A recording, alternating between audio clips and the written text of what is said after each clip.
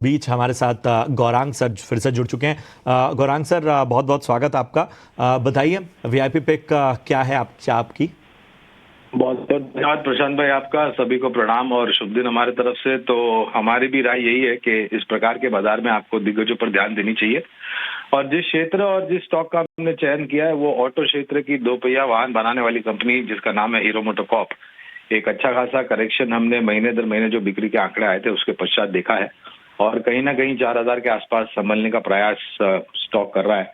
हमें लग रहा है कि अगर आपके पास समय की पाबंदी नहीं है और लंबी अवधि की समय सीमा है तो यहाँ पर खरीदारी की राय है बुनियादी तर्क के आधार पर, और लक्ष्यांक के रूप में करीबन 5,000 के लक्ष्यांक हमें दिखाई दे रहे हैं।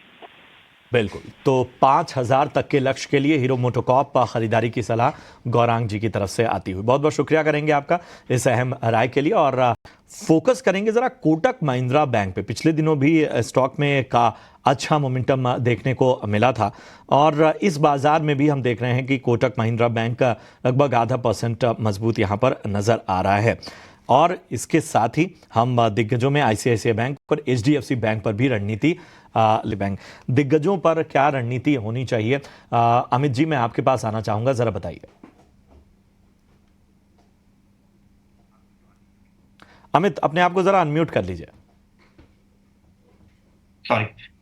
सो कोटक बैंक की हम बात करें यहाँ से, तो कोटक बैंक में हम देखें काउंटर कंसोलिडेशन स्पेस में चलते हुए देखने मिल रहा है। 2020 से हम अभी तक देखें यहाँ से, तो कंटिन्यूसली पिछले 5 साल से काउंटर कंसोलिडेशन स्पेस में चलते देखने मिल रहा है। अपसाइड में जो हिसाब से देखने मिल रहा है 1920 का एक ब्रेकआउट लेवल यहाँ से बनते हुए देखने मिल रहा है। जैसे 1920 का लेवल ब्रेकआउट हो रहा है उसके बाद मुझे लग रहा है काउंटर में एक अच्छी खासी तेजी बन सकती है और फ्रेश बाइंग की अपॉर्चुनिटी बन सकती है। अपसाइड में हम देखें यहाँ से, तो जो हिसाब से फिबोनाची के लेवल बता रहे हैं वो हिसाब से लग रहा है अपसाइड में 2300-2400 के लेवल तक काउंटर जाने के चांसेस रखते हैं। सो डाउन साइड में अगर डिप मिल रहा है तो मैं कहूंगा डेफिनेटली एक लॉन्ग की पोजीशन क्रिएट करनी चाहिए। सामने हम एचडीएफसी बैंक की बात करें तो एचडीएफसी बैंक में थोड़ा बहुत प्रेशर बना है। मुझे लग रहा है आने वाले दिन में थोड़ा बहुत प्रेशर और बन सकता है एचडीएफसी बैंक में। डाउन साइड में 1560 का सपोर्ट है, वो लेवल तक अगर डिप मिलता है तो मैं कहूंगा लॉन्ग की पोजीशन क्रिएट करनी चाहिए। जैसे 1560 के आसपास आ रहे हैं वहां से वापस एक रिवर्सल हमें देखने मिल सकता है।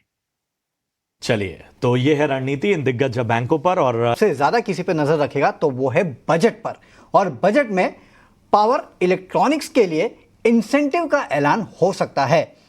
इसके लिए एमएसएमईएस के लिए इंटरस्टेट इक्वलाइजेशन स्कीम जो है, इंटरस्टेट इक्वलाइजेशन स्कीम जो है उस पे भी फिर से लॉन्च होने की संभावनाएं जताई जा रही है। इस खबर पर जानकारी लेते हैं हमारे संवाददाता प्रकाश प्रियदर्शी से। प्रकाश, बताइए क्या आने वाला है पूरे के पूरे पावर इलेक्ट्रॉनिक्स सेगमेंट के लिए?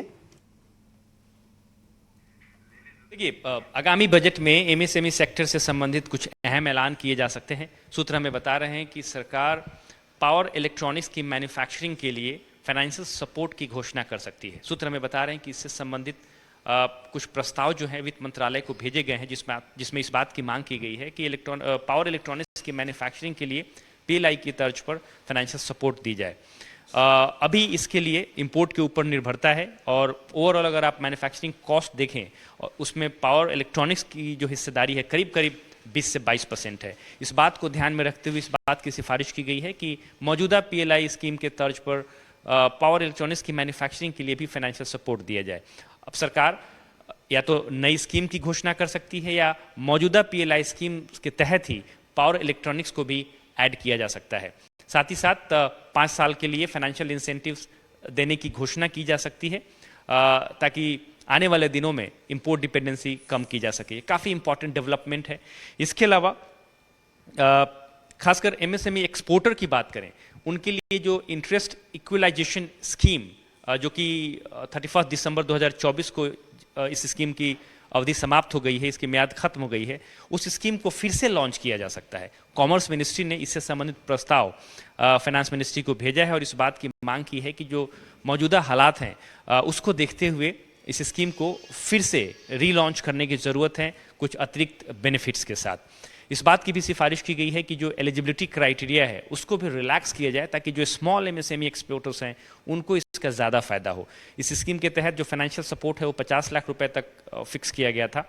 और ये काफ़ी इंपॉर्टेंट है इस बात को ध्यान में रखते हुए कि जो मौजूदा वैश्विक चुनौतियां हैं उसमें एक्सपोर्टर्स को कैसे मदद की जाए, खासकर एमएसएमई एक्सपोर्टर्स की, इस बात को ध्यान में रखते हुए इस स्कीम को ये स्कीम काफ़ी इंपॉर्टेंट साबित हो सकता है और सरकार इसको विचार कर रही है और इसको रीलॉन्च किया जा सकता है कुछ एडिशनल बेनिफिट्स के साथ। चलिए, शुक्रिया प्रकाश इस पूरा अपडेट को हम तक पहुंचाने के लिए। तो बजट में काफ़ी कुछ होने वाला है और बजट की पल पल की खबरें जो है वो आपको ईटी नाउ स्वदेश देगा। सारी ब्रेकिंग जो है वो आपको हम बताते जाएंगे। लेकिन चलिए, बजट